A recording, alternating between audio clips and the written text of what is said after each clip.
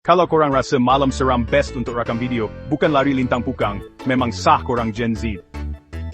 Cerita hantu? Tak ada masalah. Sekarang zaman buat konten hantu. Nak tengok collab paling gempak abad ini? Kat kampung ni kan ada rumah usang, creepy gila. Semua orang cakap berhantu. Tapi Apis dan geng dia? Diorang nampak set TikTok percuma je. Selamba je diorang masuk bawa ring light, tripod, pasang lagu remix seram. Tiba-tiba, Apis menari hantu. Hantu. Mari menari malam Jumat. Tup-tup, langsir bergerak. Dengar suara garau. Kau buat apa dalam rumah aku? Apis, relax je. Collab bang. Hantu pun nak followers. Lepas tu, hantu rambut panjang muncul.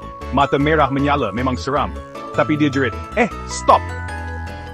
Angle aku tak cun lah. Ambil dari kiri. Rupanya, dia Pontipanas Official. Part paling best? Video diorang viral, masuk FYP 3 malam berturut-turut. Selamat datang ke Ghost TikTok, tempat hantu pun kejar clout.